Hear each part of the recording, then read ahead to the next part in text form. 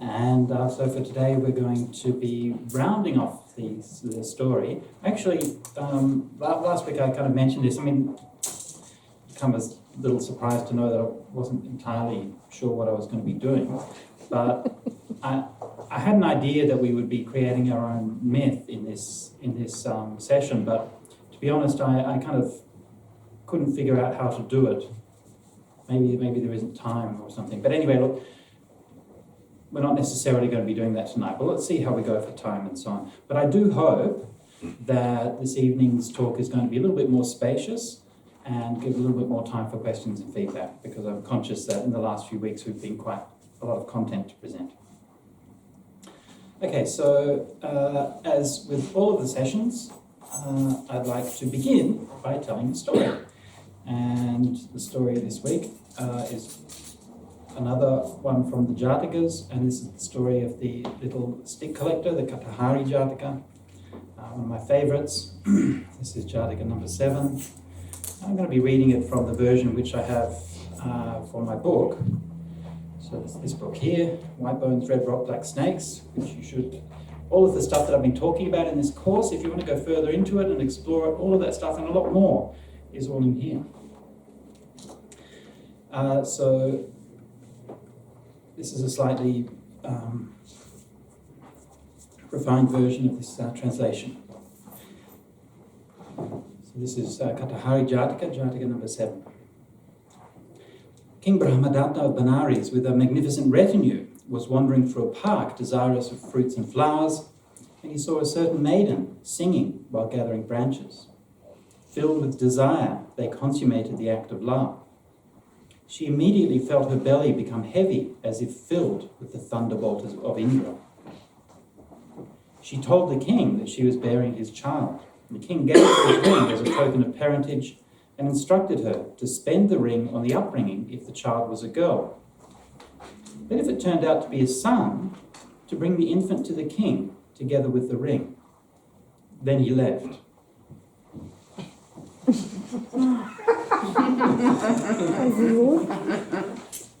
Great parenting skills there, but...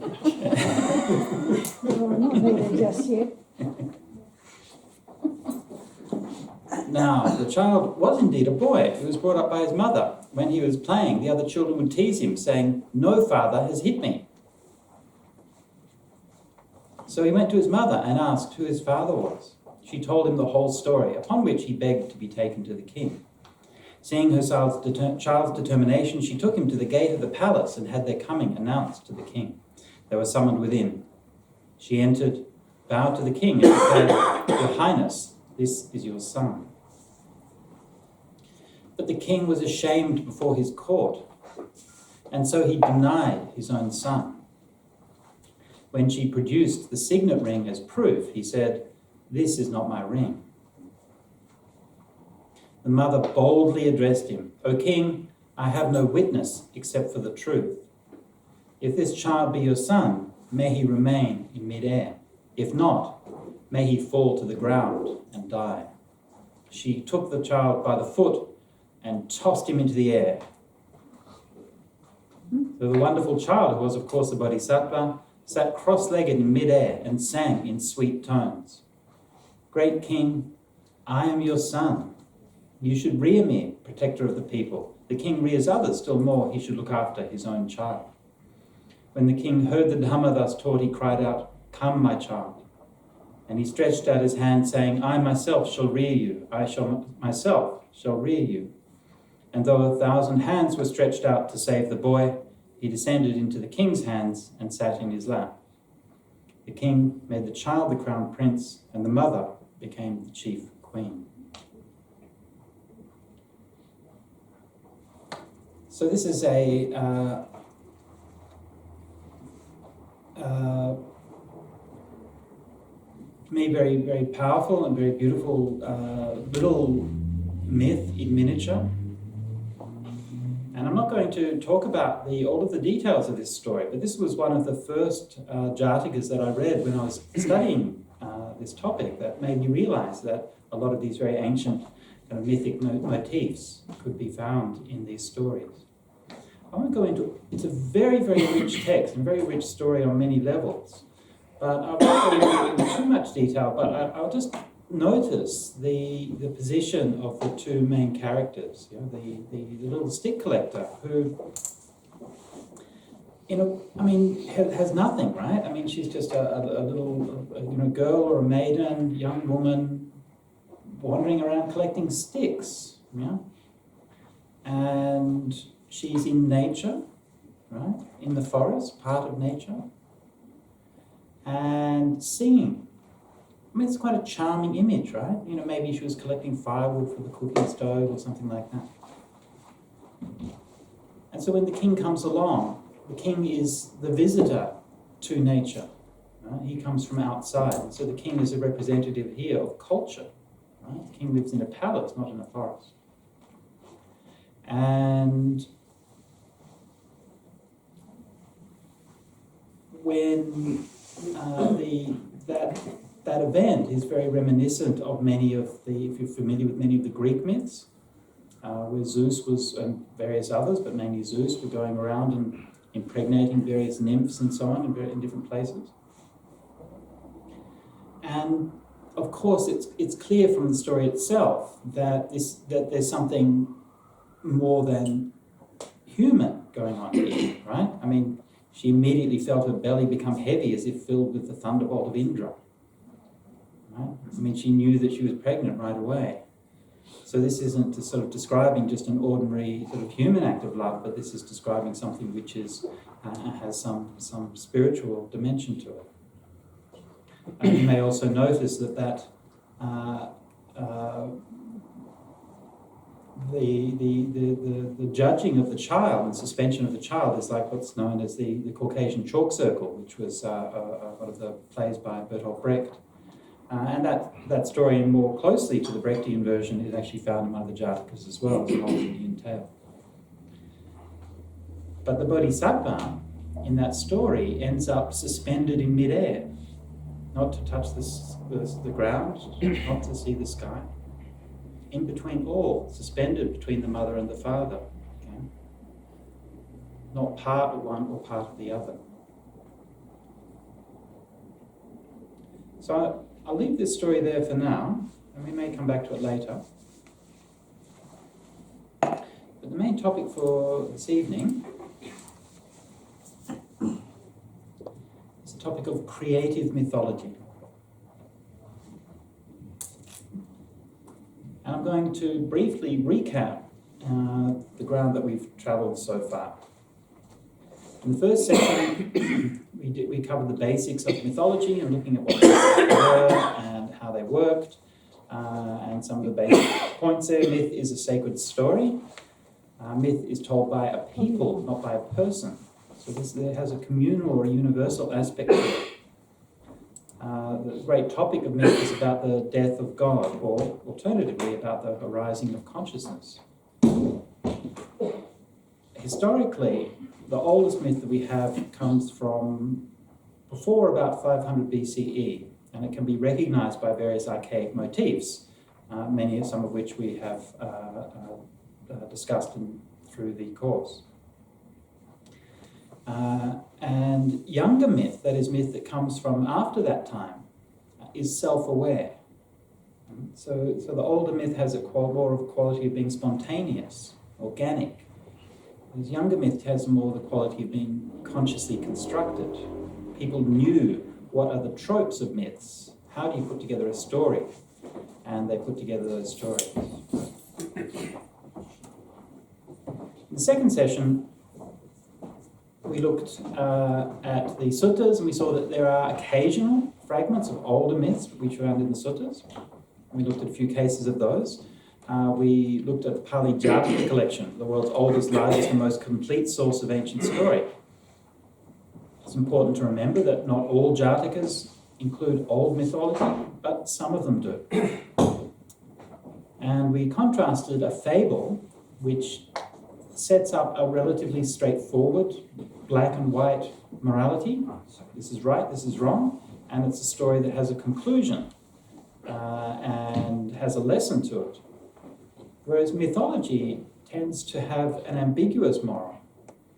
And within the Buddhist tradition, the most important example of that is the choice made by Siddhartha on the evening of his going forth. The choice to leave his wife and his children, his son behind, and to go and seek enlightenment.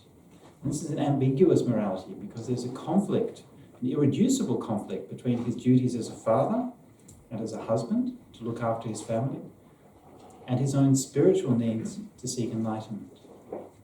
And so that's an example of how in the mythology it presents these ambiguous sets of values, and that the purpose of it is to provoke wonder and to ask us to question our own values and to ask, what is the right thing to do?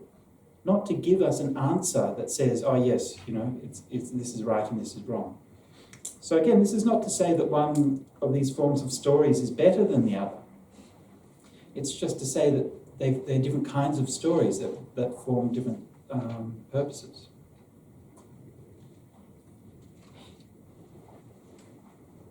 And wouldn't you say it's more of a statement? Like, going back to the story of the Buddha leaving his family for the forest.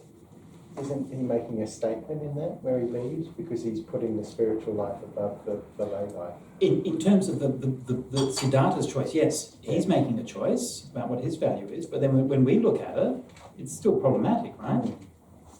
I mean, if somebody was to come to me, and somebody who had a family, and say, should I become a monk and just walk out and leave my family behind?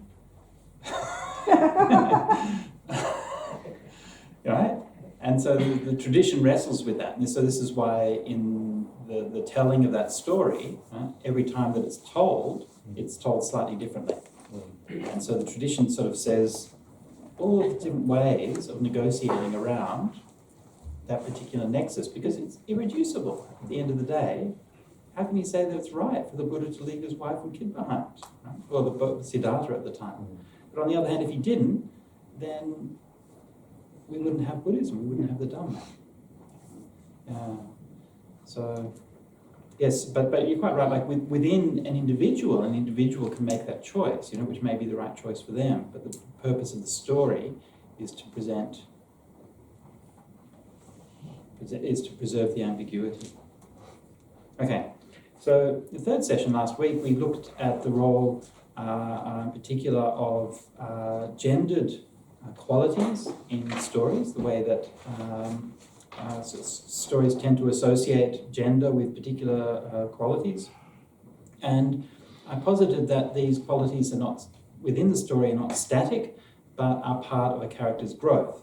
And that is to say that it's not that male qualities are better, female qualities are better or worse or anything like that, but that there are qualities associated with men and women which are part of a character growth, and the growth of men and women depend on each other. These qualities are in the higher forms of myth especially, are seen to be something that reaches a balance. And the most characteristic of these stories is the Dohala story, the story of a woman's pregnancy cravings, or the craving or irreducible and irrational desire. And we saw lower forms of this with the crocodile and the monkey. We saw middle forms of it with the outcast breaking into the king's garden. And we saw the higher forms with the golden peacock and the golden deer. And in the high forms of that story, the woman's desire leads to compassion and abundance. And her essential quality in that story is stillness. And I suggested that this story is a feminine counterpart to the hero myth.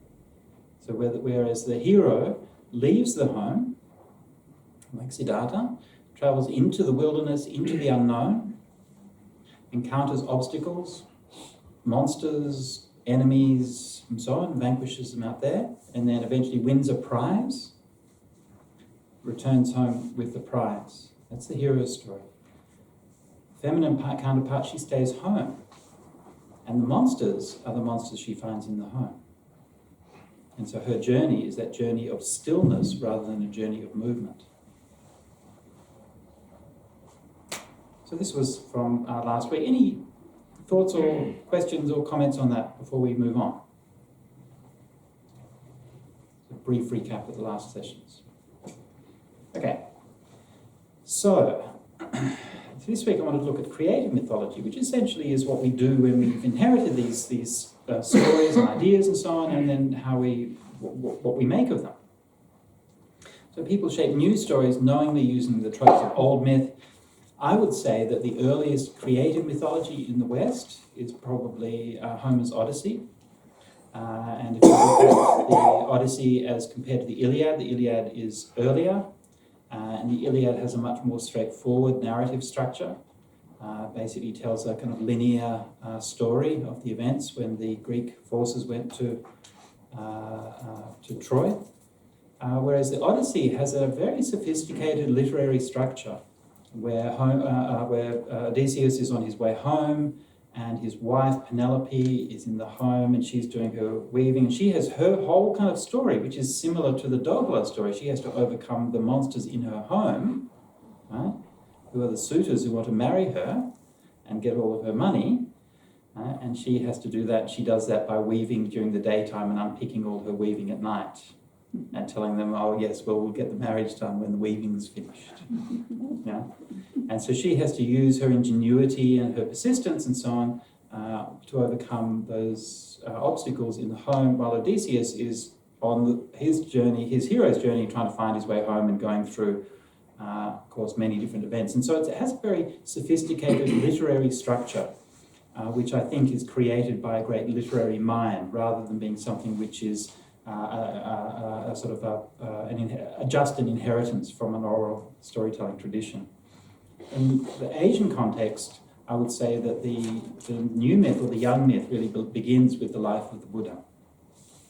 And the life of the Buddha also has those signs, in a different way, of being something which is consciously created by people who knew and understood about how the tropes of storytelling work. I'm not going to discuss the life of the Buddha in much detail, but just briefly to recap how it is formed. Presumably, it begins with various anecdotes told by the Buddha himself. Right? So the Buddha said, he was, mentions that he taught the Dhammacakka Sutta in the deer park at Benares, or gives a story about his struggles with meditation under his former teachers and so on. So there are various anecdotes about the Buddha's life which the Buddha himself told. Having said which, the Buddha didn't seem to be that interested in himself, to be honest. Like, he didn't tell a lot of stories about his own sort of life all that much. He was more interested in teaching the Dhamma. So there's a few personal stories, but interestingly, not all that much. When I teach Dhamma, I'm sort of conscious of this, because people, in a way, people like to hear personal stories. And so, if you begin with telling what your personal story is, it's a very nice way to connect with people. But I always remember when I was a young monk at Wat Nanachat, and I was talking about this with one of the other monks, and he'd given a talk in England at the Buddhist Society there, and he went there and he gave a talk on some Dhamma topic. And after he gave the talk, somebody came up to him and said, "Oh, thank goodness, I just want to thank you so much. You're the first monk who's ever come here who hasn't just told us about their story of how they became a monk." And you actually talked about the Dhamma. So, there's a role for personal stories and so on, but it's not about me. So, I tell a personal story from time to time, but I think, the Buddha was mostly concerned with teaching Dhamma. Other stories get more loosely passed down in the community, right? So, they might repeat a teaching, and then, they might sort of mention the background to that thing, and so on. So the background narrative of stories, the particular occasion for that teaching was remembered somewhat loosely in the tradition. And then after the Buddha passed away, was shaped into a more coherent story with suttas, where you have suttas that usually have a simple narrative background, telling a discrete event in the life of the Buddha, but also the beginnings of more ambitious narratives, particularly the Mahaparinibbana Sutta. We're approaching the length of a short novel, so these texts are starting to develop quite a degree of literary sophistication. And I believe that it's appropriate to credit Venerable Ananda with that. He was the one who was first introduced that literary form of those stories. And in the life of the Buddha, one of the most remarkable details about it is that if the subtext of myth is the dawning of consciousness, and this is certainly according to Jung is the theme of mythology, is the real hero's journey is trying to find themselves. That's actually what they're doing. And in the Buddha's story, that's like right on the surface, right? It's not a metaphor or anything. I mean, it's the story of somebody who's seeking enlightenment. So as time went on, I mean, there's only so many times you can tell the life of the Buddha, right? So you got to dress it up.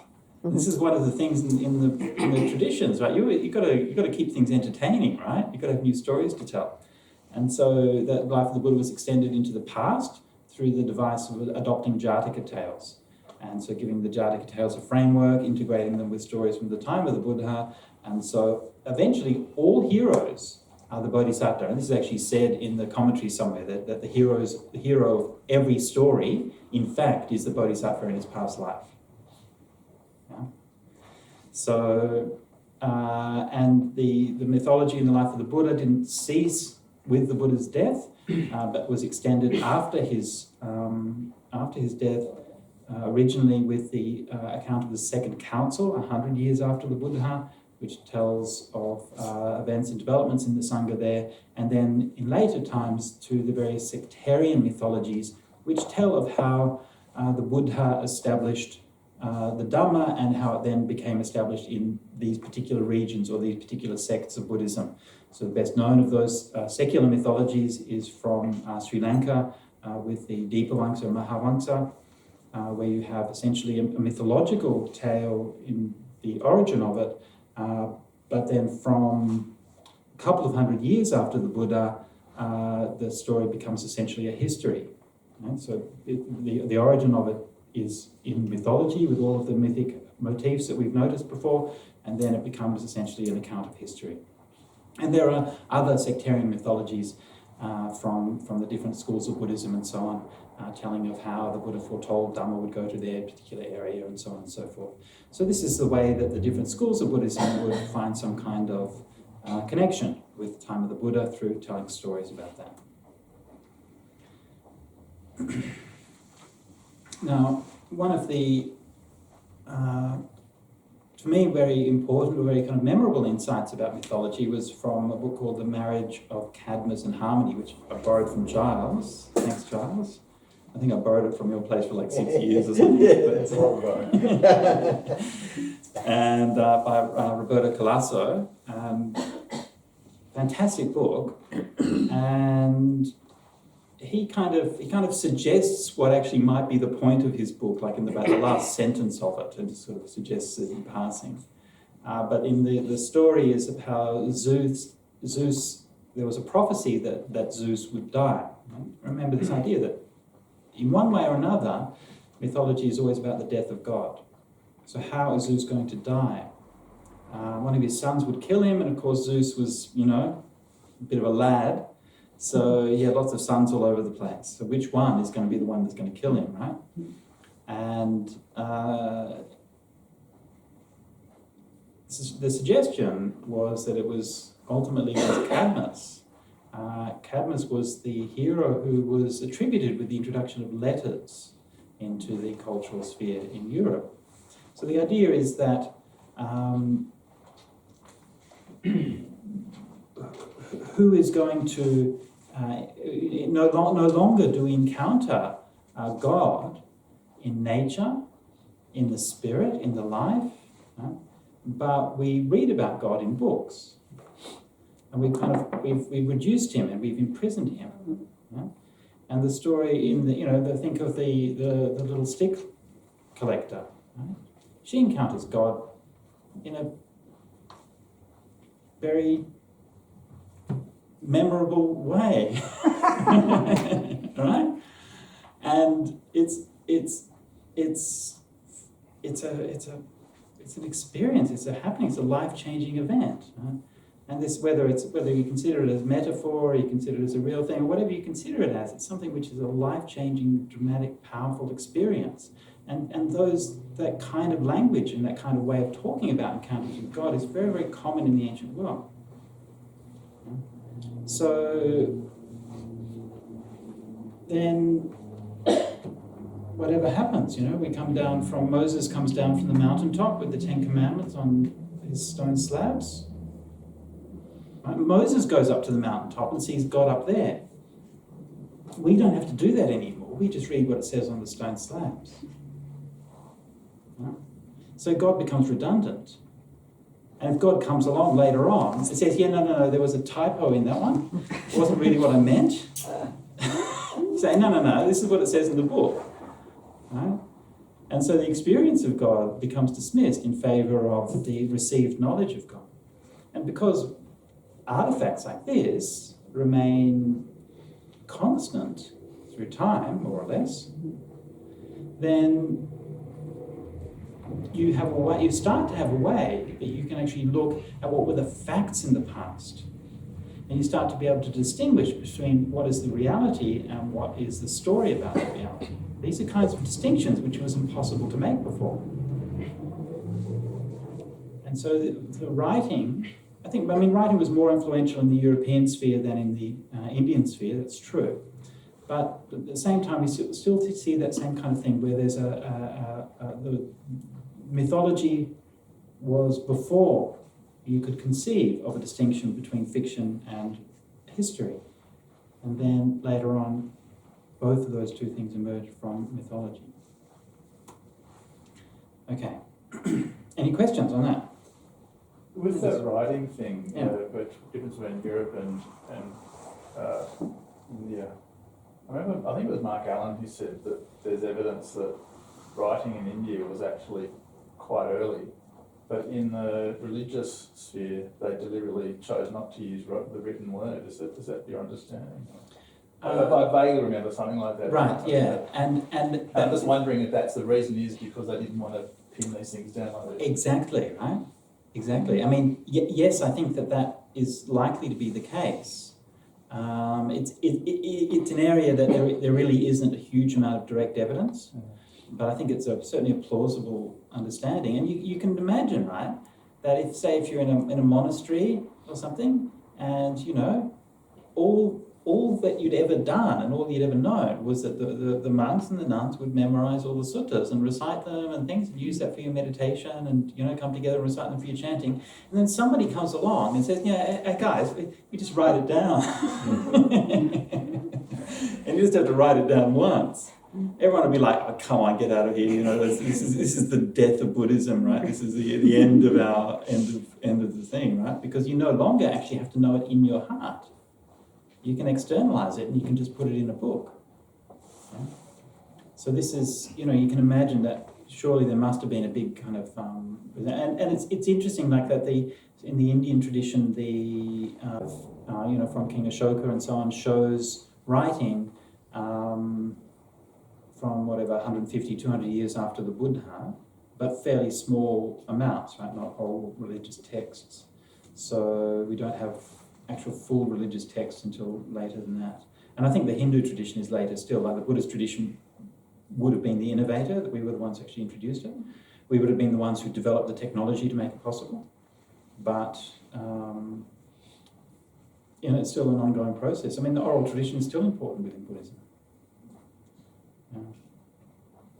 Wasn't it the case that those early writings were reserved for the wealthy only, and that the general people never really got to see or experience them in any way? Because they were all handwritten. It was only when printing came along that the masses got... Yeah, look, it seems reasonable, yes. Again, it's hard to say because there's an absence of evidence in the Indian sphere, but look, it seems reasonable and certainly was expensive to do the writing, that's for sure.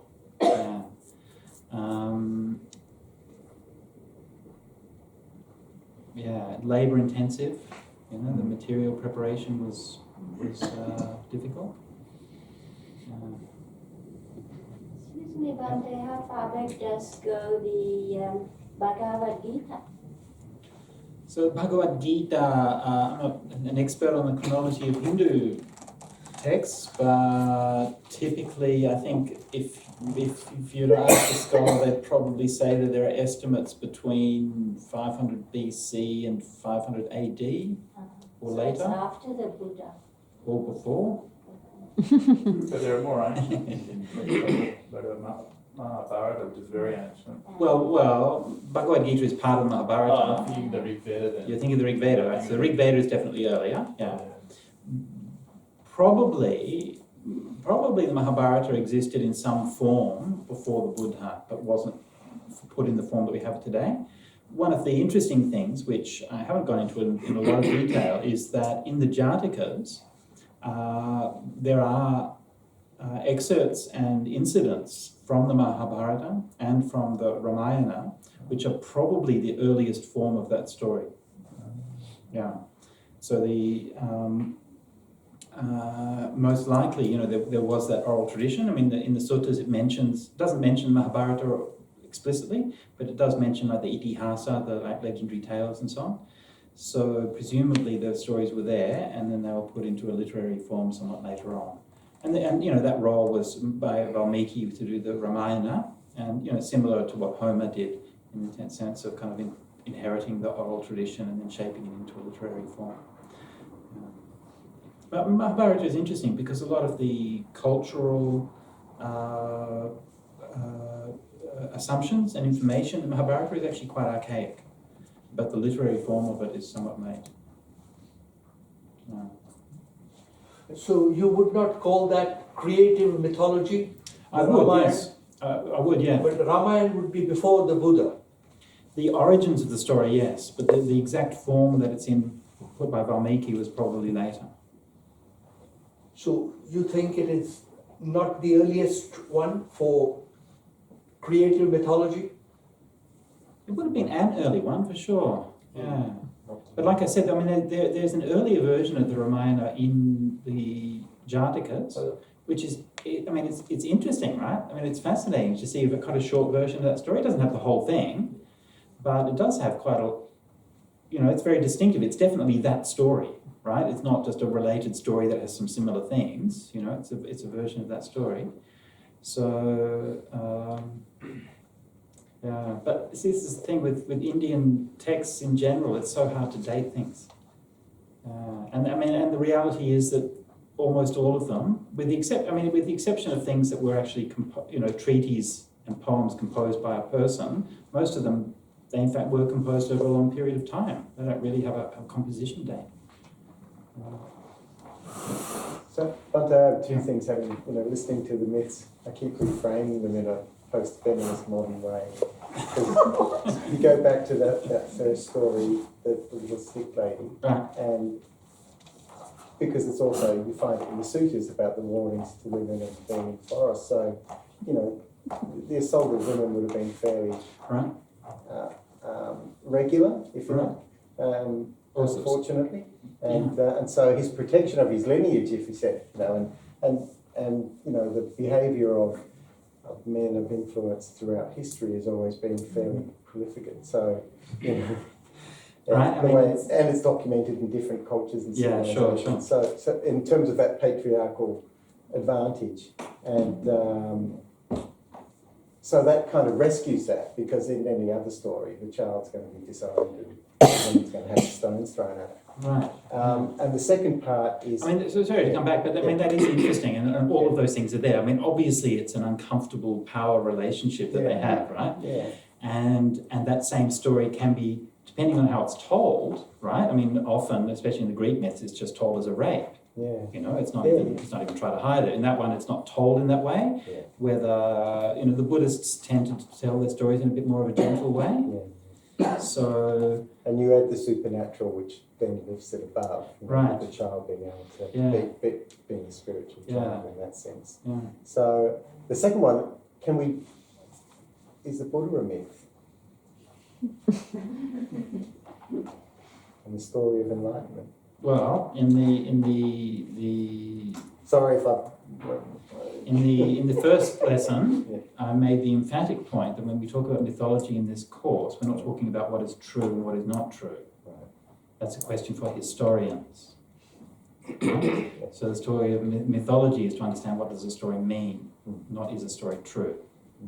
Yeah? Yep. So the Buddha's story is certainly a myth in the sense of being a story that has a meaning and a sacred meaning for a people. In that sense, definitely it's a myth.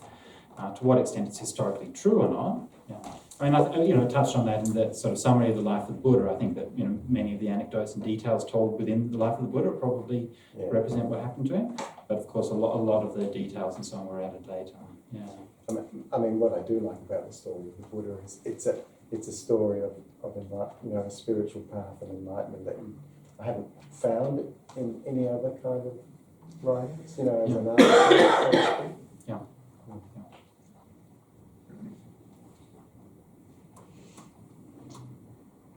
Okay. Any other questions? Oh, yeah. A lot of what we're talking about here seems to get tied up with chronology of events when things happened. Okay. Did they have before the modern era began, did they have a system of dating things in chronology? And what was the beginning? Where did they start? Oh, crikey. Well, in India, loosely it was based. The chronology was loosely based on the lineages. Okay, so the royal lineages, and then later in the Sangha and with the Brahmins, it would be teaching lineages, and also that also became something in Buddhism as well. So the oldest lineages were the lunar lineage and the solar lineage, the Ikshvaku family being the ancestor of the solar lineage. And so these go back in time, right? And so again, at a certain point, then these become records of historical kings, right? But they're also disappear into the mists of history. So the dates and so on were tended to be reckoned by the years within the reign of a king, and that reign of that king would tend to be reckoned by his place within that lineage. Yeah, so it's as unsatisfactory as it sounds. Yeah, it's one of the reasons it's really hard to date things. Yeah, it's completely like in China, it's completely different. So once everything goes to China, you've got dates for everything. So we actually date a lot of Buddhist texts from the time that they went to China, because they were like really good at recording their dates. But in India, they didn't for whatever reason. So yeah, I mean the best, and again, for whatever accidental reason, the best historical texts from the Indian cultural sphere are in Sri Lanka. And why? And so we have like the dates of Sri Lankan history from about the time of Ashoka or a bit after are known with a high degree of confidence. But in India, nothing. I mean, there's some things, but it's weird. They wrote all these philosophical So different groups of people, different religions, Yeah. where they have their own chronologies, and they never the twain shall meet.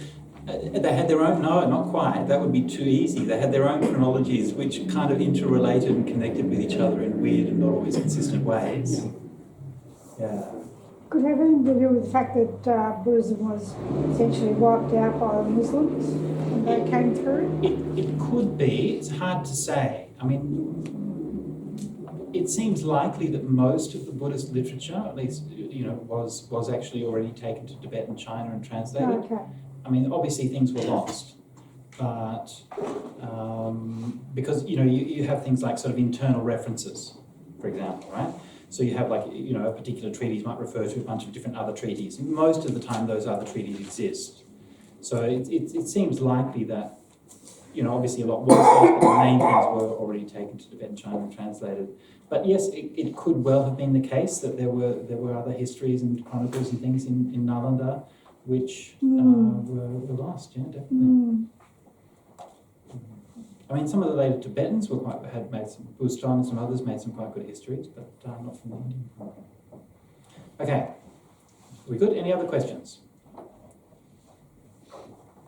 Yes. I'm just wondering if some things were taken to Tibet and translated. Yeah. How does that place the early Buddhism in terms of making a distinction? In terms of what? Sorry? Like the early Buddhism, you talk about early Buddhism, Yeah. and how did that relate to things that might have been taken to Tibet? Okay, well, the Buddhism went to Tibet from about, I'm not by no means an expert, but from about, I think, 600 or 700 AD. So roughly starting from about 1,000 years after the Buddha. Yeah.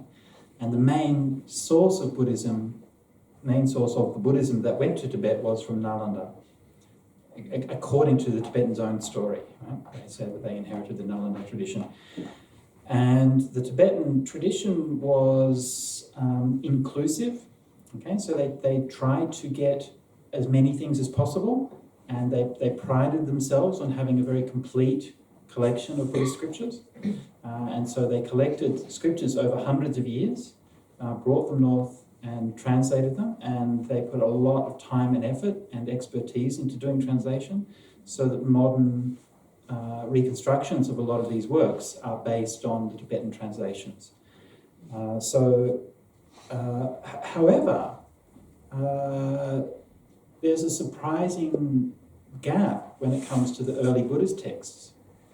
And whereas the Chinese has very complete, large collections of early suttas, in the Tibetan there's relatively small. There's no complete set of four Nikayas, and there's Dhammapadas, there's some isolated suttas here and there. There's some later treaties that quote from sutta passages and things like that. So there's a reasonable amount of material there, but there's far from being a full set of four Nikayas. Yeah, so when in the Tibetan tradition, when they talk about what they would consider the early Buddhism, the Shravakayana and so on, they're talking about Abhidharma Buddhism. Yeah. Does that help? I guess one thing I'm wondering is whether all of the traditions are missing something.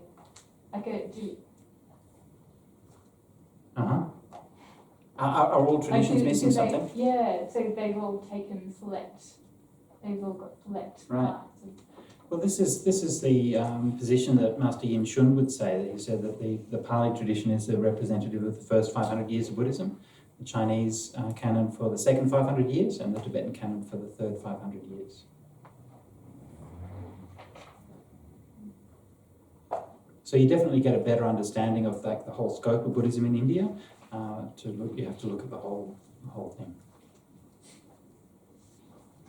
Quite a lot of reading. Right?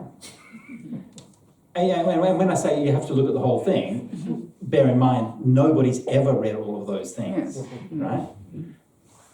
Yeah. Yin Shun has read the whole of the Pali Nikayas and the whole of the Chinese canon a number of times. I don't think he read the whole of the Tibetan. Yeah. So, yeah. Any other thoughts or questions, comments? Should we have a break first? Let's have a tea break first, and then we'll come back and we'll get on to the creative mythology after the tea break. Seems a convenient time.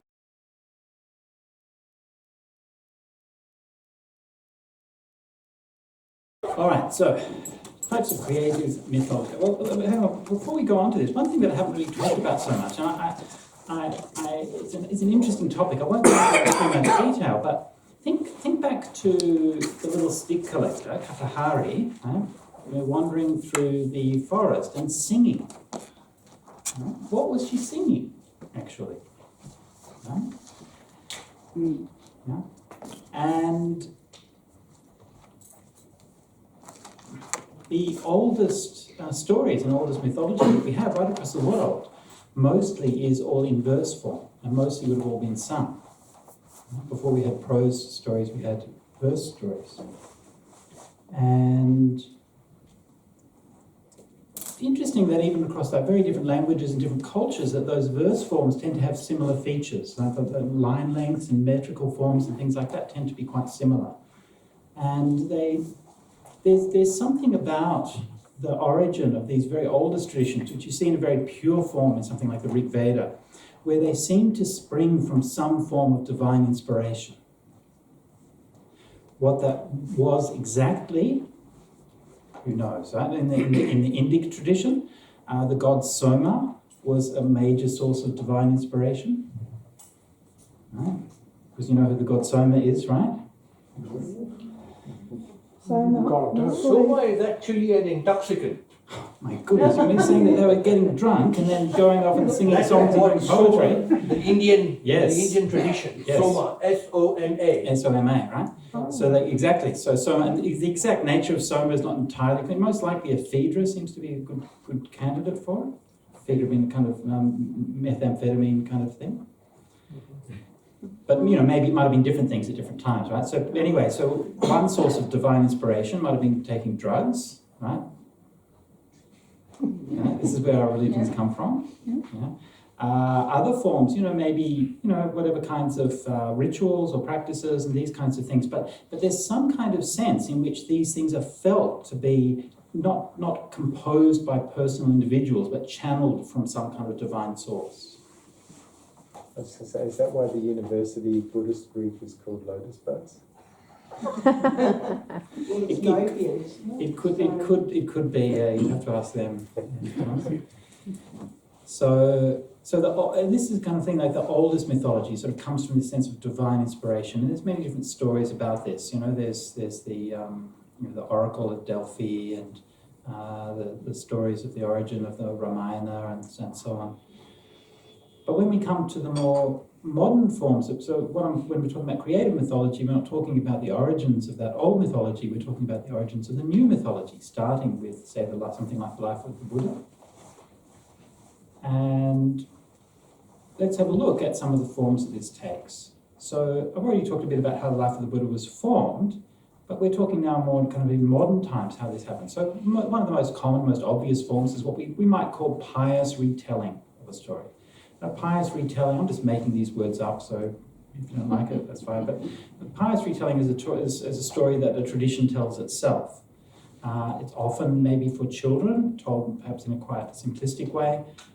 It's often its purpose is to keep the story alive and to pass down a sense of values, to create a sense of community, right? So it's not really sort of there to sort of provoke you or stimulate you or to, engage in a kind of deep form of reflection or something like that, but more to just, it has a fairly kind of, like when you go into a temple, you might see like it has pictures of the Buddha's life or something like that, and it's it's kind of a nice picture, but there's not too much more to it than that. It's just telling the same story again, and so this is one common form of story, which is still a creative mythology, and there can be a lot of craftsmanship in that.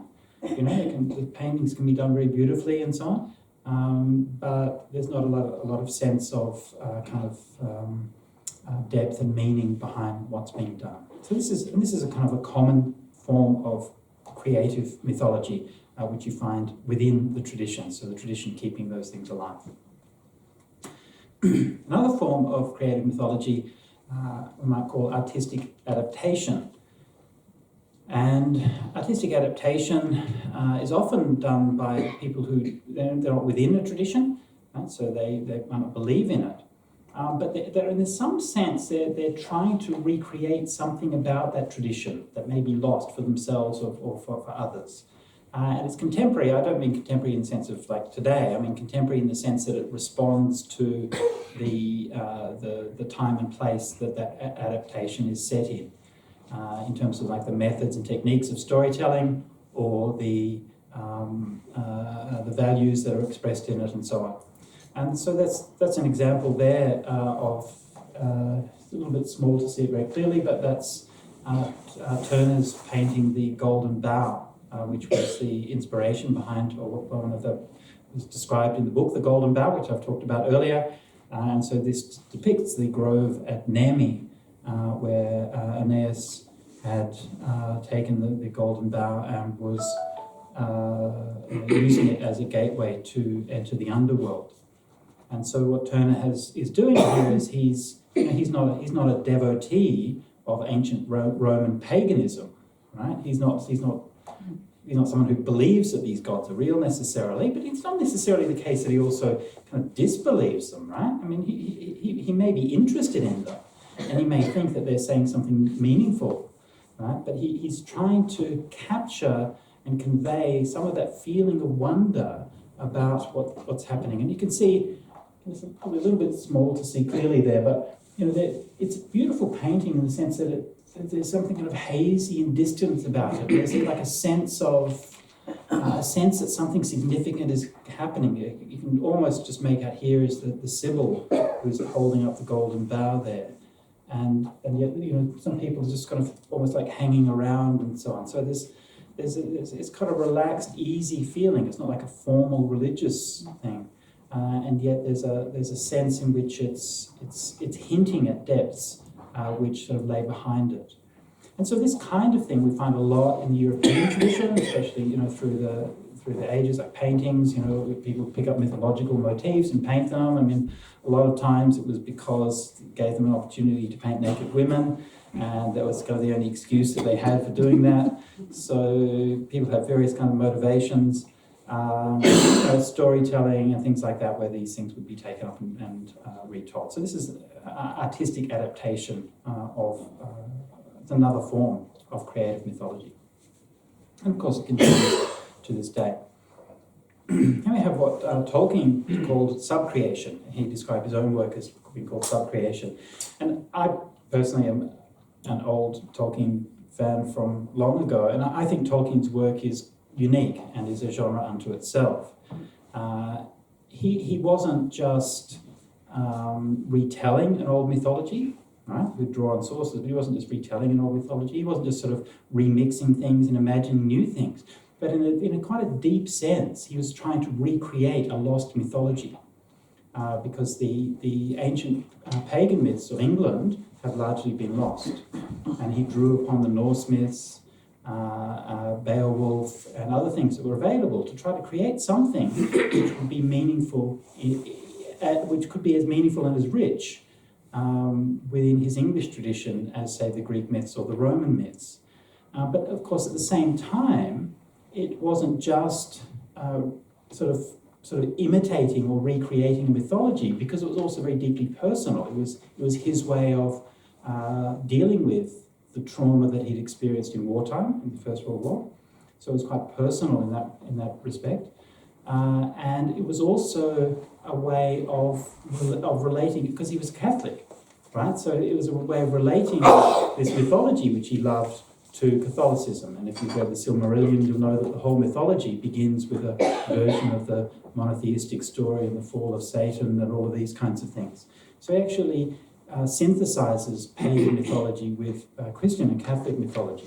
And one of the things which you don't really kind of notice if you're like reading The Lord of the Rings or something like this is that there's no religion in The Lord of the Rings, in Tolkien's work. It's curious when you think about it, isn't it? Right? There's no churches, there's no orders, there's no sacred books, there's nothing. There's no actual religion. There's kind of like an occasional allusion to Eru, Ilúvatar, the monotheistic god, or to the Valar in the West. Right?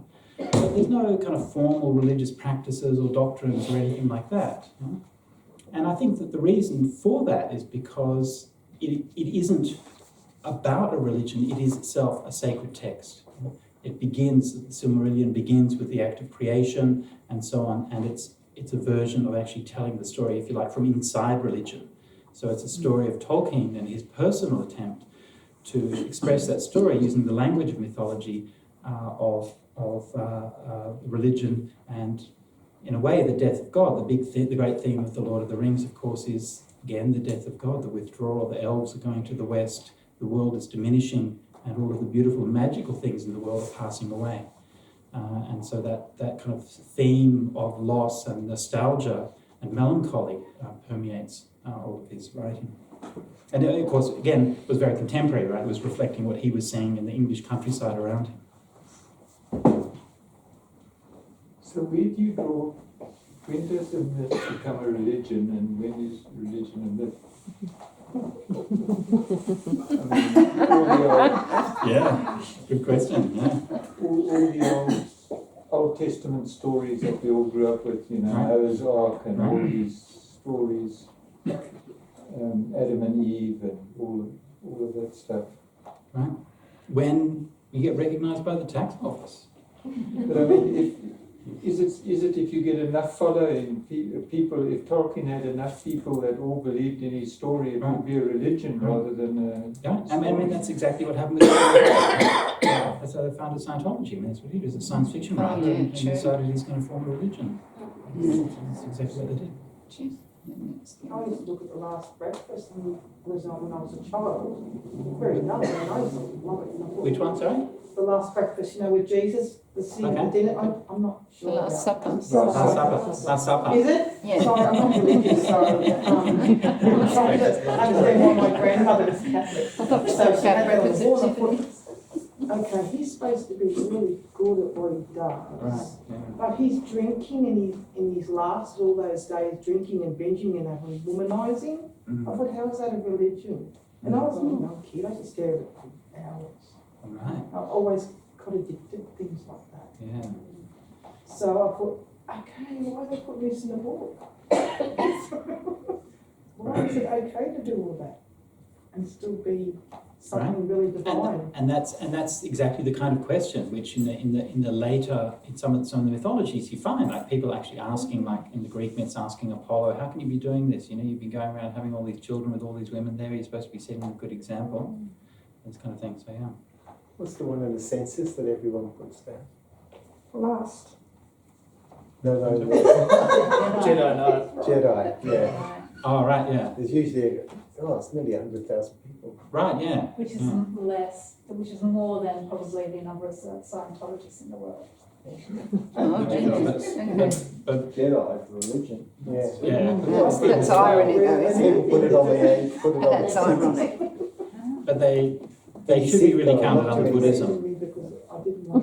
I heard of that. Yeah, it's just a branch of It Buddhism. began as a branch of meditation society, Yeah. which developed into martial arts. Yeah. Sounds very familiar. So anyway, so this is the work of Tolkien, and to me the thing with Tolkien is that Tolkien was a linguist and a scholar of ancient English literature, and his work was like a direct response to that mythology. Right? And all of the fantasy writers and so on who've come afterwards are responding to Tolkien. Right? And this is why I think he's like a unique generation. You can't do that anymore because we're not brought up at school and we're not studying that mythology in the original language, in the original form, to that same kind of depth. So people can refer to it and so on. But he was really coming from that root. He wasn't working within a sort of a genre of modern literature. Yeah. Right? He invented a genre of modern literature. So this is why I think like his work is really kind of pivotal. And I think it'll never be repeated. And so there's the famous map of Middle Earth from the Lord of the Rings, and the kind of idea that you're going to obsessively spend all this time detailing the geography, inventing languages, and all of the things that he did. Nobody had done that before. You may not be aware of it, Bhante, but the Game of Thrones is the one that's taken. It's clearly a direct derivative from Tolkien. Right. Yeah. Right down. Yeah, and it's also a little bit harsher than that because it's got the same sort of, if you like, conflict between the original inhabitants, if you like, or the magic and the disappearance of the magic. Right. Okay. And there's one, I haven't seen it, I've only read the synopsis, but there's the one character they call them the Children of the Forest, who were the originators of creating man. Right. So, but they also held the magic and the So I mean, this Game of Thrones has been described as Lord of the Rings meets The Sopranos. You may not know who The Sopranos Yeah, true.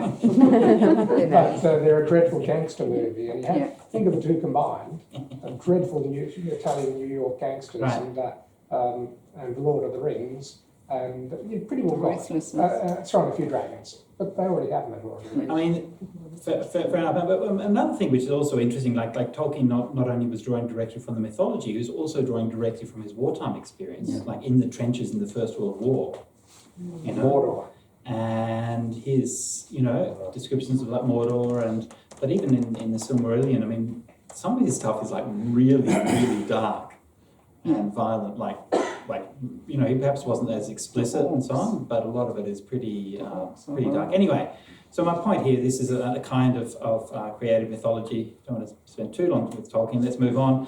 So from Tolkien, then many others have sprung, and which we can call perhaps a fictional mythology. Star Wars being a great example, Game of Thrones, Harry Potter, and many others which come up. Scientology. Oh, but Scientology is real though. Well, I'm thinking it's an actual.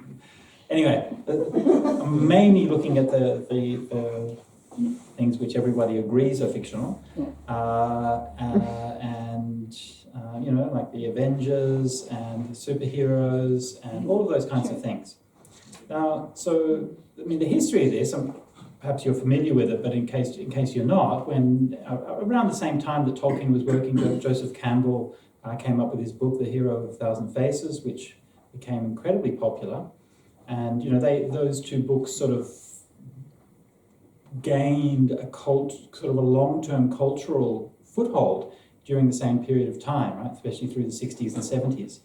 And in the late 70s, of course, George Lucas made Star Wars, which he quite explicitly drew upon Campbell's work and the idea of the hero's journey, which was kind of modelled in Star Wars.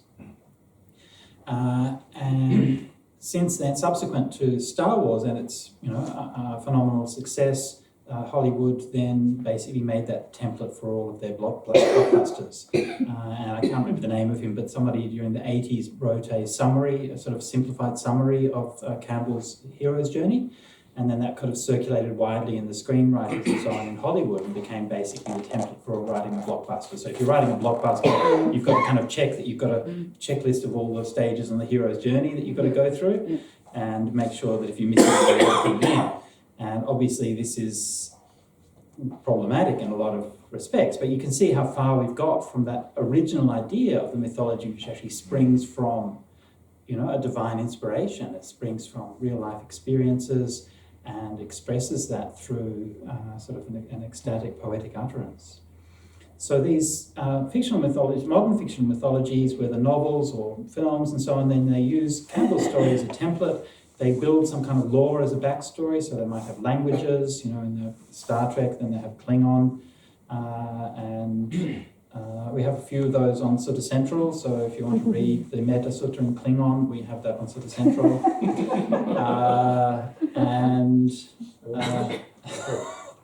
They go through, so there's this kind of idea of like building this, so this is now all done sort of quite consciously and quite deliberately, right? And video games as well, of course, a huge effort that goes into doing all these things. Okay, now what's actually going on here? What's happening? Well, I think one of the basic idea is that because what Campbell had pointed out and what he's drawing from Jung and drawing from others, Fraser and people who came earlier, was that these stories are universal, right? You find them everywhere, and that's telling us something important about humanity. The fact that we respond to these things in some kind of meaningful way. Now, regardless of how you interpret that, like what does it actually mean, right? The reality is that, in fact, people respond to these stories. And by using this as a template, it allows modern creators to create universal stories. And if you compare these kind of mythic narratives to, say, more kind of realist narratives, where people might tell a novel based on their own life experiences, and it's based on, personal observation and events and these kinds of things, they tend to be much more restricted in their audience and much more restricted in their scope. Whereas these mythic narratives, which are now huge blockbusters and they're all over the world. And it's interesting because what's created through these kinds of stories is, if we think of one of the early purposes of mythology is to create a community through sharing a common story. And that's still kind of what it's doing, right? I mean, you can go anywhere in the world and talk about Star Wars or Lord of the Rings or whatever the latest superhero film is, and people will connect with it, and people will be wearing the t-shirts and having the action figures and all of those kinds of things. So there's some no matter, and you can see in this is the original poster for Star Wars, and apart from being a bit kind of cheesecakey, one of the things that really kind of struck me in that kind of poster is that it's really leaning heavily on the mythological thing, right? I mean, it looks like kind of Arthur drawing the sword out of the stone or something like that. Yeah. And it's deliberately invoking that. And in fact, Star Wars basically is a fantasy, a story set in a science fiction setting. Now, this is an example of a sort of a diagram of how the hero's journey has been kind of reduced. Again, I don't want to say this is kind of good or bad, but I'm just sort of saying, well, it's not really the same, right? And you have to sort of got all of these things, crossing the threshold, and then you've got these different helpers and mentors, and you've got to go down, and you've got to have like a death and rebirth scene, right? Your hero's got to die, right, and then get reborn. It's got to happen, and got to transform and atone for their sins, and so all these different kinds of things have to be, blockbuster movies and things like that. But it's also part of therapy and psychology, especially Jungian therapy relies heavily on these kinds of ideas. And one of the criticisms of these things is that it's criticised as being very masculine. It's telling a bloke story, and so this is something that we talked about a bit last week. Right? So the hero's journey is a very blokey thing, right? I'm going to leave my home, I'm going to wander off, just like this guy here, into the forest. I'm going to fight get my sword, and I'm going to fight these people and so on. And so clearly there's something a bit problematic about that. Right, that we've made the template for a universal story, right, is based on a very kind of blokey story. And yes, we can then have Wonder Woman, great, and Captain Marvel, and we can get some female icons doing these things, and that's great. But it's essentially telling basically the same kind of story with a few tweaks. Right? And so, yeah, again, I don't want to say that this is necessarily good or bad, but think about what the suggestion that I made earlier, that the life of the Buddha be considered as the first of an early example of the kind of the new myth, or the consciously created mythology. Right? And think about the kind of similarities that there are between thinking about the life of the Buddha and, say, modern superhero movies. Right? I mean, for a start, you've got what often is a very basic, simple story, right? I mean, the story of the life of the Buddha is actually pretty simple, right? Guy living at home, got disillusioned, went to the forest, meditated, became enlightened.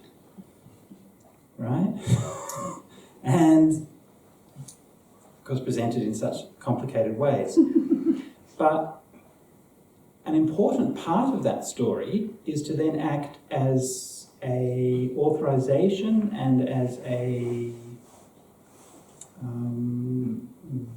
it creates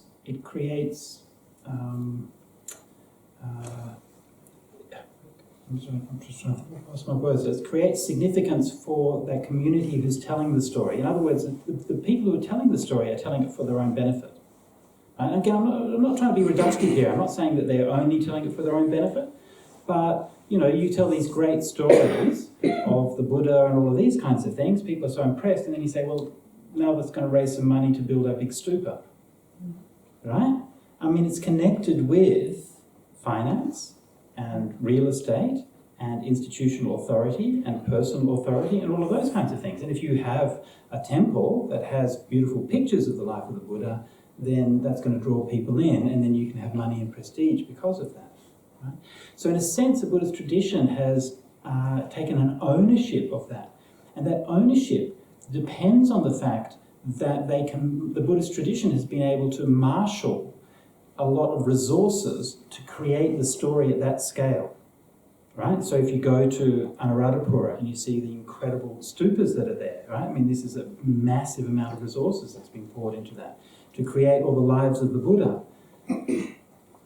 And I think it's no coincidence that the earliest form of life of the Buddha, one of the early elaborate forms of the life of the Buddha is a book called the Lalita Vistara, which is probably a copy of here. And the Lalita Vistara is worth having a look at because it's quite astonishing in terms of how elaborate or how decadent it is in its literary stylings. I mean, just some simple examples, like it might say, when the Bodhisattva was at home in the palace and then he studied, he excelled at all of the arts and crafts, right? That's pretty straightforward, right? You might say, well, the Bodhisattva was very clever and was good at school. That's fine.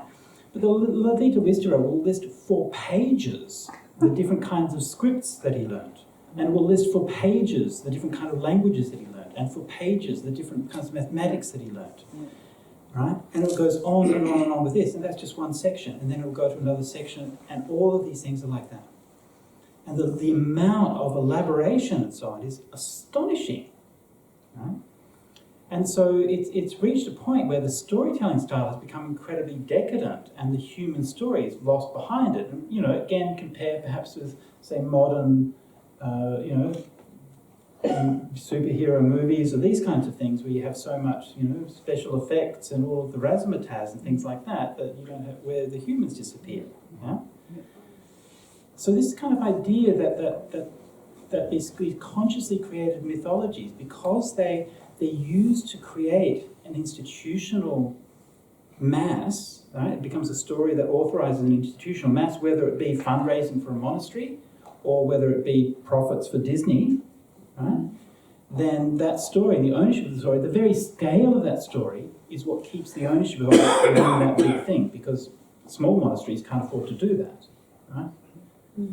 And so it becomes self-perpetuating. And so the decadence of those stories is something, it's a pattern which is established from those early times. And again, I think it's no coincidence that the Lalita Vistara is one of the key texts which Joseph Campbell cites in the Hero of a Thousand Faces. Right? In almost every one of the stages of the hero's journey, he's citing from the Lalita Vistara as one of his key texts. And that is the one which ultimately is taken up. And there's a very direct connection between these things, what's been happening in the past with Buddhism and what's happening in the present with creative mythology and so on. Wondering what do you think the point of the additional verbiage is? Because it's to overwhelm. Make story big. Yeah, it's like an overwhelming spectacle, right? It just becomes bigger and it becomes more, and it just becomes. May I ask? It occurred to me that most of the hero stories I know begin with a child of sorrow.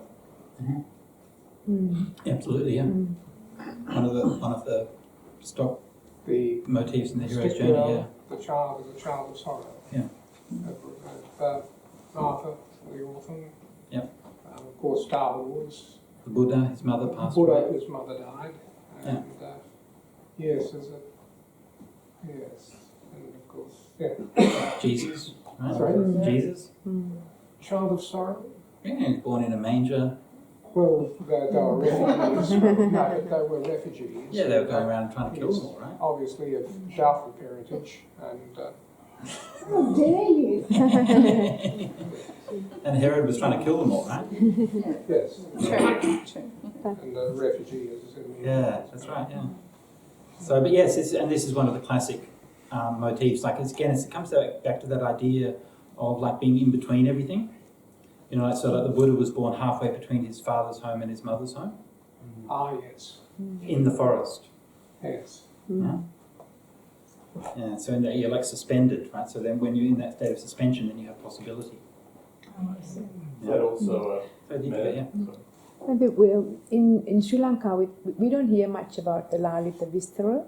No, it's Indonesia, text. Right? It's easily in Indonesia that's inscribed. Exactly, yeah. It was for Borobudur, yeah. Borobudur, so it's more the Sanskrit. It was a northern Sanskritic text, It was extremely popular. Yeah. Yeah. It's mentioned a lot, and like it's also it is the root text for Borobudur. Yeah. Is there anything to do with that in between? Is the middle way, or the stretching? Well, I think so. Yeah. What is it that you mentioned?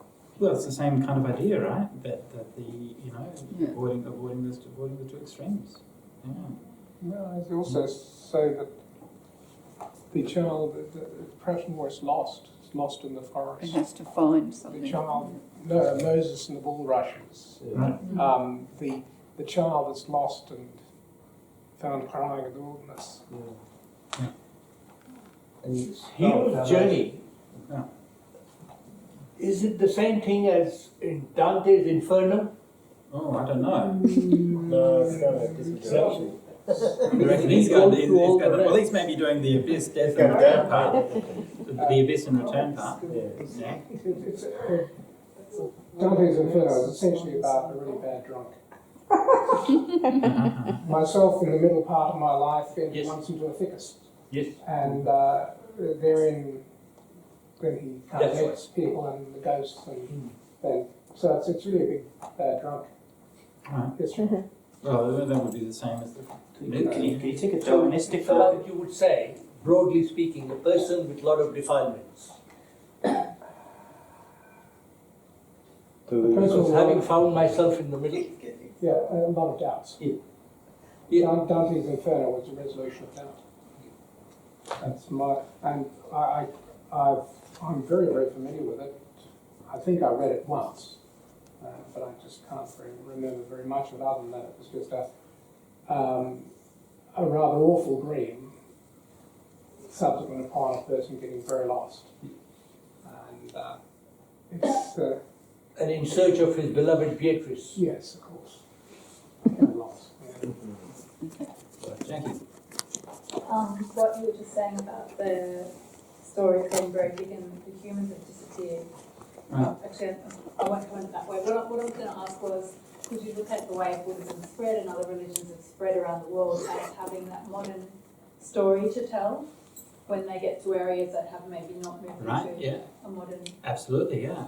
And again, in the same way that Hollywood does it. It's the same thing, right? Because you're telling a story that invokes these universal archetypes, then when you get to a new country, you can tell the story and people can relate to it. And then they leave their older story, but they're more influenced by the new story. And but they don't necessarily leave the old story, but the old story becomes incorporated. Yeah. So like Timor Islands having Christianity. Yeah. But again, that same kind of thing, right? I mean, that's why Hollywood's been able to sell movies all around the world. Because they sell, it's all based on these universal ideas. It's not based on like specifics of culture. But it goes to probably a question I haven't realised I had before about, well, why do these countries adopt the new thing so readily? What was missing in their old thing? And of course you could say, well, the Buddhist teachings were missing, but it's also how they take to them. Excuse me, Bhante, or can anyone relate this to the Aboriginal, mythology? How did they embrace the modern and integrate? I mean, I have a friend who is very interested in science, who seems to bypass the Christianity. But I don't know. Not sure. All times. Okay, sorry. So, go on, quickly. Very quickly, Joseph Campbell's point on the spiritual birth is the virgin birth. And so the hero's journey is about having to have that virgin birth, because the heroes, the end of the journey is they're reborn as their true self. And that's done through their own journey, not through... We're just hoping to get to the end of the slides by this evening. So, in the discussion last week, I suggested that the Beauty and the Beast story type, which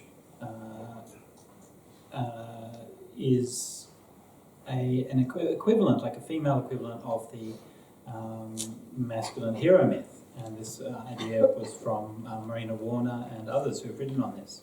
And so the Dohala story, which I've spoken of in previous sessions, is related to this. Not exactly the same, but it's related to this idea. And the general idea behind this group of stories is that the woman who wins her battles at home, rather than going out into the forest. And so a suggestion that I'm making here is that the most obvious modern genre that draws upon this story is the genre not of fantasy or superheroes, but of horror. Because in horror stories, horror books and horror films and things like that, it's usually about what happens in the home, right? And it's usually about the final girl, right? Who's the one who survives. And rather than a masculine hero going out into the world and winning some kind of power and something like that, then her gift, her superpower is just that she's living at the end of it. Right? And that idea in horror is that the most horrifying sentence, yeah, is when you realise it's coming from inside the house. Yes. Yeah? And so it's about a woman's facing up to the dangers and the threats in the home, whether literal threats in terms of domestic violence and so on, or in terms of childbirth and other threats which she has to overcome. Yeah? I mean, this is very obvious in some cases, like say Bluebeard, which is obviously a horror tale, right? And it's obviously a direct antecedent of the. Are you familiar with the series called A? And I'm not sure yes, whether you took robes. Yeah. You're not familiar? Yeah, of Yes, course, yes. That's very in much space, your... no one can hear you scream. Sorry? In space, no one can hear you scream. That's no one can hear you scream. That's fine. And of course, the female Female hero, survivors. yeah, and very feminine imagery through that. Yeah? The villains are female too. As well. Yeah. Right, yeah, both the villain and the hero are women. Yeah, exactly. So. Does Alice in Wonderland fit into it? Yeah. Alice in Wonderland, I wonder. Fairy tales and Little Red Riding Hood. Well, Little Red Riding Hood definitely fair. I mean, Alice in Wonderland is just that's just a trip, right? Yeah. maybe. I guess so. I haven't thought about it. Yeah. But Little Red Riding Hood, definitely, right? But so how does that go What back big to ears the- you have? The story has got a moral, like it's not black and white in those fairy tale style stories. Does that still And they're often very horrific. Yeah. Yeah, very gory. So the point here I'm trying to make here is that sometimes, like if we think about like modern mythology, something like say the Lord of the Rings or whatever, Game of Thrones or something, it's fairly obvious that this is drawing on mythology and that's what we think of. But my point is that these mythic archetypes and ideas are inherited more broadly in different kind of genres and storytelling, and they influence them in ways that might be unexpected. And so it's particularly that idea that once we notice that kind of woman's story, the story of overcoming the monster in the home, then we begin to realize that actually has influences and expressions in the modern day that relate to the women's storytelling which was happening from the past. And so I want to lead up to some thoughts about where this is leading and what we're going to be thinking now. So the current era, now the scientists use the term the Anthropocene, meaning the era where nature has been replaced, or there's basically nowhere you can go in nature that's not under the influence of human activity. And whether it's in the bottom of the deepest trenches in the ocean, or on the top of the Himalayan mountains, or at the South Pole, or as we were just a few weeks ago in Central Australia, where the landscape is, no matter how remote you are, the landscape is completely altered by human activity, not just through the more gentle Aboriginal husbandry of the land for thousands of years, but even in the last few tens of years, the landscape has massively changed according to the people who are living on the land. And when you go to somewhere like that, it's so remote, and you're talking to someone who says 20 years ago, it was so different. And you think, are you kidding? I mean, you go there, it looks like a timeless, eternal landscape. And he says, no, there used to be so much more wildflowers, and there used to be so much different kinds of animals, and they're all gone now. Yeah? And so this is what we mean when we're talking about the Anthropocene, is we're living in an era that's defined by human activity. The oldest hero myth of Gilgamesh and Enkidu, overcame the primordial beast Humbaba, and they felled the cedar to build their cities. This is the cedar in Lebanon.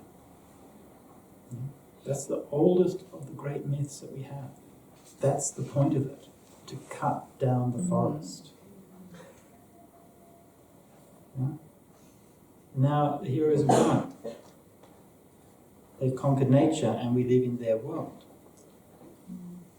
And in many ways, that idea of nature doesn't really exist anymore. I mean, yeah, of course, to some extent it does, right? I mean, if you get whatever, airlifted into the Amazon basin or something, it's still going to be fairly primordial, right? But for most of the time, sort of nature is being reduced to Instagram posts and, you know, it's not this primordial unknown anymore. It doesn't exist.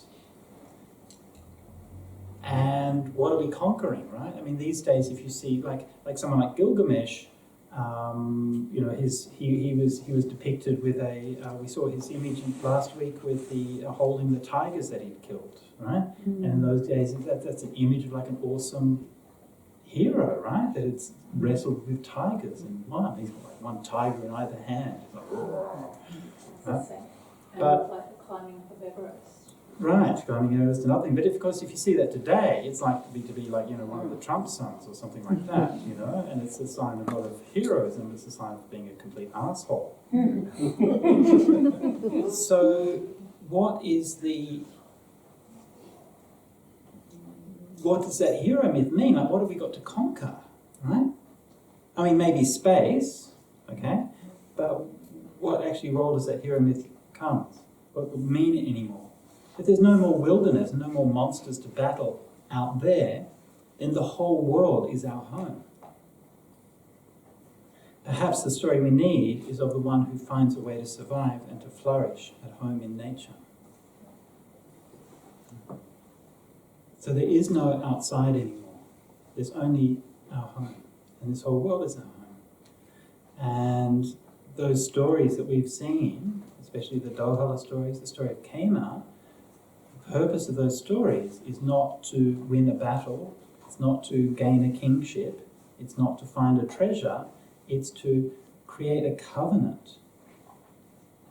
It's to create compassion.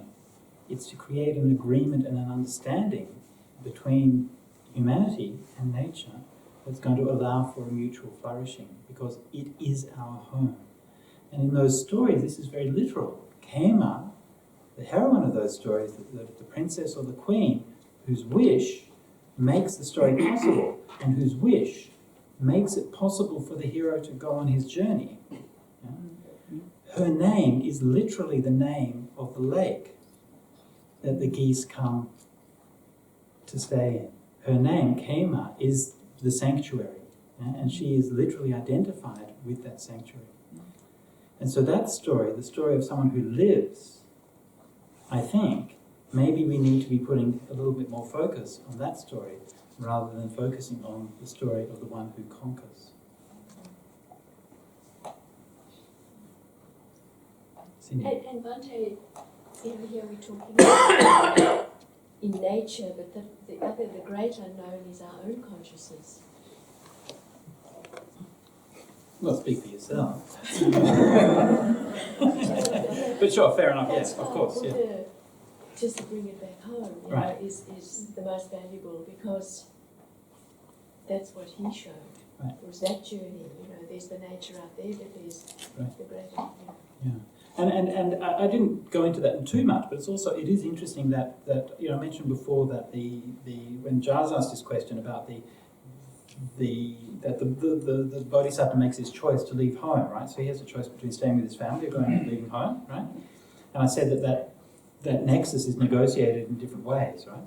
Now, some of the ways that is negotiated is that those who stay home, specifically Yashodhara, then echo the Buddha's own journey, and they find their own enlightenment while staying in the home, as he does by going into the forest. Yeah? So this again is an interesting kind of reflection of that if we're thinking of the story as a reflection of an inner journey, you know, we're used to hearing that told in terms of the hero myth, right? But it can also be told in terms of that inner myth, or that myth of staying at home as well.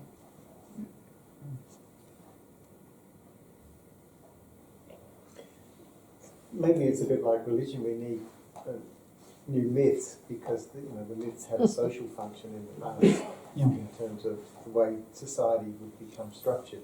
Absolutely, and, yeah. and what people would focus on. Yeah. And so those myths no longer work for us in such a technological age. Exactly. So and then we create those.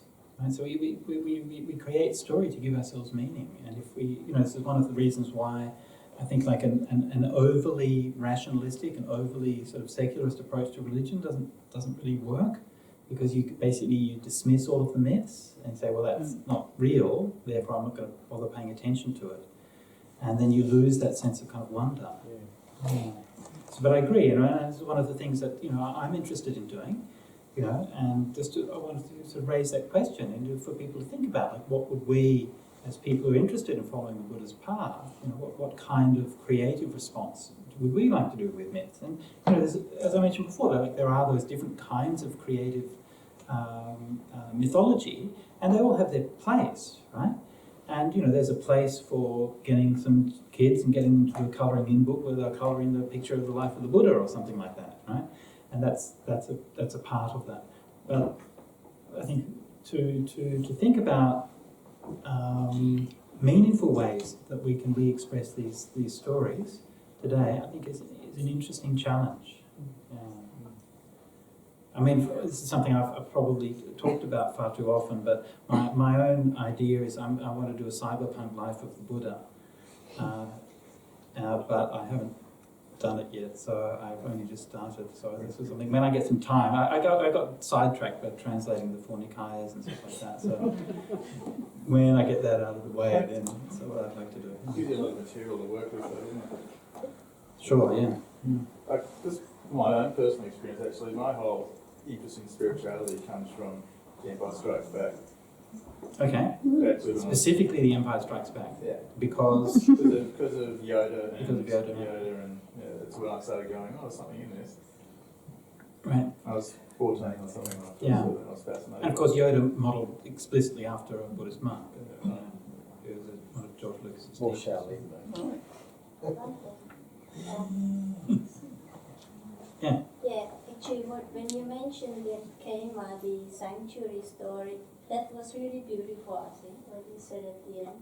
It kind of, it's almost like struck the bell at my heart, because I just feel that what brought up, we had these sanctuaries and trees and all these things that were beginning of human spirituality, and it's just all being destroyed, and until we come to see the whole earth as sacred, and what we've got left of the nature, it's a change in love of the human images and, copies of the nature. They are valued more than the nature. The pictures of the trees, look, at millions of dollars are paid for that. And, it just, I'm just saying what I see. It's a shift of turning it upside down, the value system, What do you value more? Human creations, the pictures, the reflections in the water, or the light? A lot of folk stories are about protecting nature. They're all around the water pools. The fairies in Ireland are all the water fairies around the pools. Where sharing water is quite, the values in sharing water. Aboriginal stories perhaps as well. Yeah, of course, yeah. Always very important. Yeah, so it's protection of nature. Different stories survive, so the epics, maybe it needs to be an epic to survive, or, obviously a good romantic tragedy or a comedy. There's different sort of stories will survive. I mean, maybe we're seeing the conspiracy theorists are competing more and more epic. So we do have the alien lizards. Modern We've got the alien satanic lizards to contend with. Right, yeah. I mean, a story which a few years ago you would have been thinking that's ridiculous, and now you're starting to think, it seems like the bigger and bigger epic that wins. Becoming more and more plausible with every passing year. Okay, great. So look, I thought we should probably wrap up now, and it's 9 o'clock. I wanted to say thank you so much to everybody for coming along. Thank you so much for your participation and your attention. It's been a delight and a joy to share these stories with you and to share my own thoughts and reflections with you. I hope that you take this away, and I hope that it will enrich your own encounters with story, both Buddhist and other story, and will prompt you to start questioning and start looking at these things in a hopefully a richer way. And just to plug once more, White Bones, Red Rock, Black Snakes, that's got all of the stories in it pretty much that we told, so just Google that and you should be able to download. You can either download as a PDF or order the book, and that's my magnum opus right there. And this is the final of the Buddhism and Mythology course, and we also finished off the Sutta class on Sunday. So this is the last talk that I'll be giving at the Buddhist Library as part of the regular structured courses and so on that we have at the moment. So I just want to express once more my gratitude and appreciation to the Buddhist Library and to all of the staff and volunteers here for their gracious and very dedicated and kind work making this space available for everybody, and the trustees as well, because they do their bit as well. And not as much, but they do a little bit, yeah. And so in coming months, we will be doing, we'll be coming to the Rains Retreat soon, but during the Rains Retreat I will be doing teachings every Friday night at the Harris Park Community Centre. That will be continuing, and it will be continuing indefinitely. So please, any Friday night, the Harris Park Community Centre, please come along. And during the Rains Retreat, we're also doing a series of 6 sutta workshops, day-long sutta and meditation workshops in Parramatta. So you can check our website for the details of that, or ask Deepika about that. So there's 6 days, and you can come along and do the day of practice and reflection where we're going through the Dhammapada. Next week is the Sakadita conference, so I will be there. Hopefully, if some of you are there, then I'll see you there. Dhamma threads, are we going to advertise Dhamma threads, or do you think we're going to be too full? We have a full house now. We have a full house, okay. Don't forget that bit last I just said. And it's a small house, so a small it's place. a small place, yeah. Anything else? I think that we're good. Yeah. So, and also just to let you know that what we're doing at Harris Park is we have just a small flat there, and we're having to pay rent. So if anybody wants to give a donation to help out with the rent there, then that's most appreciated. And myself and Venerable Kaliko have been there for a while. We're very happy, and so we're going to be staying there for the time being. Okay, I think that's it. Anything else? That's it.